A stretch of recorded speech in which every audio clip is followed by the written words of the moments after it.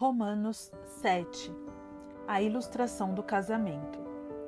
Meus irmãos, falo a vocês como a pessoas que conhecem a lei. Acaso vocês não sabem que a lei tem autoridade sobre alguém apenas enquanto ele vive? Por exemplo, pela lei, a mulher casada está ligada ao seu marido enquanto ele estiver vivo. Mas, se o marido morrer, ela estará livre da lei do casamento. Por isso, se ela se casar com outro homem enquanto seu marido ainda estiver vivo, será considerada adúltera.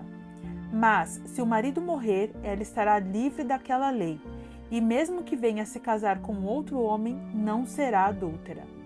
Assim, meus irmãos, vocês também morreram para a lei, por meio do corpo de Cristo, para pertencerem a outro, aquele que ressuscitou dos mortos, a fim de que venhamos a dar fruto para Deus. Pois quando éramos controlados pela carne, as paixões pecaminosas despertadas pela lei atuavam em nosso corpo, de forma que dávamos fruto para a morte. Mas agora, morrendo para aquilo que antes nos prendia, fomos libertados da lei, para que sirvamos conforme o novo modo do Espírito, e não segundo a velha forma da lei escrita. A luta contra o pecado. Que diremos então? A lei é pecado? De maneira nenhuma. De fato, eu não saberia o que é pecado a não ser por meio da lei.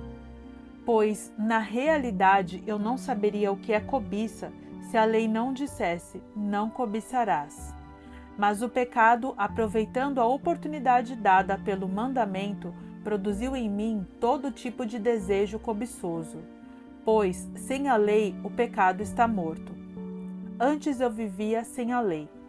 Mas, quando o mandamento veio, o pecado reviveu e eu morri. Descobri que o próprio mandamento, destinado a produzir vida, na verdade produziu morte. Pois o pecado, aproveitando a oportunidade dada pelo mandamento, enganou-me e por meio do mandamento me matou. De fato, a lei é santa, e o mandamento é santo, justo e bom. E então, o que é bom se tornou em morte para mim? De maneira nenhuma. Mas, para que o pecado se mostrasse como pecado, ele produziu morte em mim por meio do que era bom, de modo que por meio do mandamento ele se mostrasse extremamente pecaminoso. Sabemos que a lei é espiritual. Eu, contudo, não o sou, pois fui vendido como escravo ao pecado. Não entendo o que faço, pois não faço o que desejo, mas o que odeio.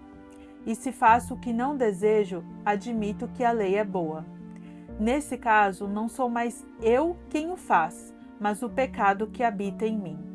Sei que nada de bom habita em mim, isto é, em minha carne, porque tenho o desejo de fazer o que é bom, mas não consigo realizá-lo. Pois o que faço não é bem o que desejo, mas o mal que não quero fazer, esse eu continuo fazendo. Ora, se faço o que não quero, já não sou eu quem o faz, mas o pecado que habita em mim. Assim, encontro esta lei que atua em mim. Quando quero fazer o bem, o mal está junto de mim. No íntimo do meu ser tenho prazer na lei de Deus, mas vejo outra lei atuando nos membros do meu corpo, guerreando contra a lei da minha mente, tornando-me prisioneiro da lei do pecado que atua em meus membros. Miserável homem que eu sou! Quem me libertará do corpo sujeito a esta morte? Graças a Deus por Jesus Cristo nosso Senhor, de modo que com a mente eu próprio sou escravo da lei de Deus, mas com a carne sou da lei do pecado. Romanos 8. A vida pelo Espírito.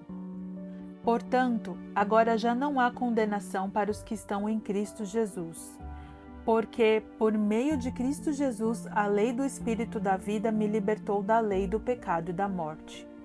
Porque aquilo que a lei fora incapaz de fazer por estar enfraquecida pela carne, Deus o fez enviando o seu próprio Filho, à semelhança do homem pecador, como oferta pelo pecado. e assim condenou o pecado na carne, a fim de que as justas exigências da lei fossem plenamente satisfeitas em nós, que não vivemos segundo a carne, mas segundo o Espírito. Quem vive segundo a carne tem a mente voltada para o que a carne deseja, mas quem vive de acordo com o Espírito tem a mente voltada para o que o Espírito deseja. A mentalidade da carne é morte, mas a mentalidade do Espírito é vida e paz. A mentalidade da carne é inimiga de Deus, porque não se submete à lei de Deus, nem pode fazer. Quem é dominado pela carne não pode agradar a Deus. Entretanto, vocês não estão sob o domínio da carne, mas do Espírito, se de fato o Espírito de Deus habita em vocês. E se alguém não tem o Espírito de Cristo, não pertence a Cristo. Mas se Cristo está em vocês, o corpo está morto por causa do pecado, mas o Espírito está vivo por causa da justiça. E se o Espírito daquele que ressuscitou Jesus dentre os mortos habita em vocês, aquele que ressuscitou a Cristo dentre os mortos também dará vida a seus corpos mortais, por meio do seu Espírito que habita em vocês. Portanto, irmãos, estamos em dívida, não para com a carne, para vivermos sujeitos a ela. Pois se vocês viverem de acordo com a carne, morrerão. Mas, se pelo Espírito fizerem morrer os atos do corpo, viverão. Porque todos os que são guiados pelo Espírito de Deus são filhos de Deus.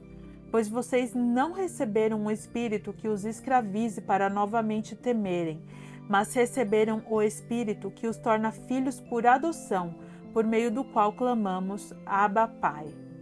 O próprio Espírito testemunha ao nosso espírito que somos filhos de Deus.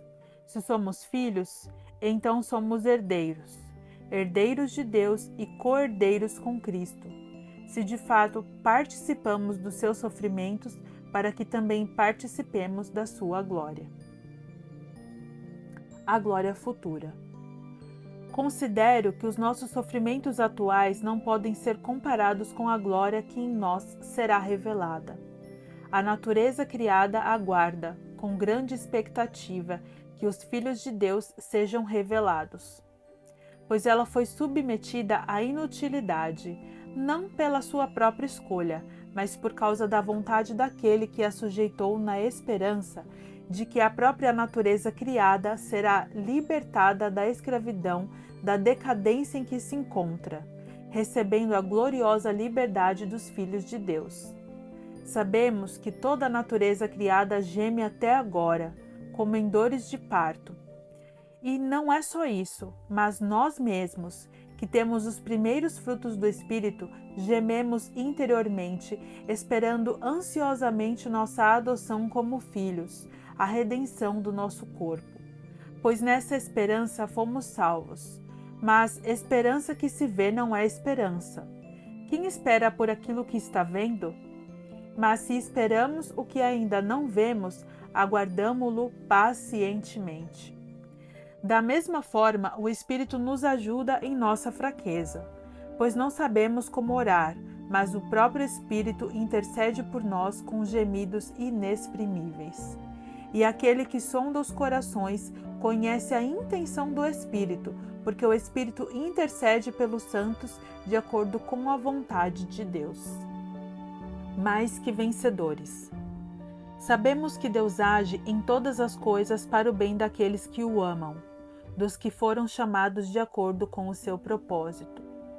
Pois aqueles que de antemão conheceu, também os predestinou para serem conformes à imagem de seu Filho, a fim de que ele seja o primogênito entre muitos irmãos. E aos que predestinou também chamou, aos que chamou também justificou, aos que justificou também glorificou. Que diremos, pois, diante dessas coisas? Se Deus é por nós, quem será contra nós? Aquele que não poupou seu próprio Filho, mas o entregou por todos nós, como não nos dará com ele e de graça todas as coisas? Quem fará alguma acusação contra os escolhidos de Deus? é Deus quem os justifica. Quem os condenará? Foi Cristo Jesus que morreu, e mais, que ressuscitou e está à direita de Deus, e também intercede por nós. Quem nos separará do amor de Cristo? Será a tribulação, ou angústia, ou perseguição, ou fome, ou nudez, ou perigo, ou espada? Como está escrito: por amor de ti enfrentamos a morte todos os dias. Somos considerados como ovelhas destinadas ao matadouro. Mas, em todas estas coisas, somos mais que vencedores por meio daquele que nos amou. Pois estou convencido de que nem morte, nem vida, nem anjos nem demônios, nem o presente, nem o futuro, nem quaisquer poderes, nem altura, nem profundidade, nem qualquer outra coisa da criação será capaz de nos separar do amor de Deus que está em Cristo Jesus, nosso Senhor.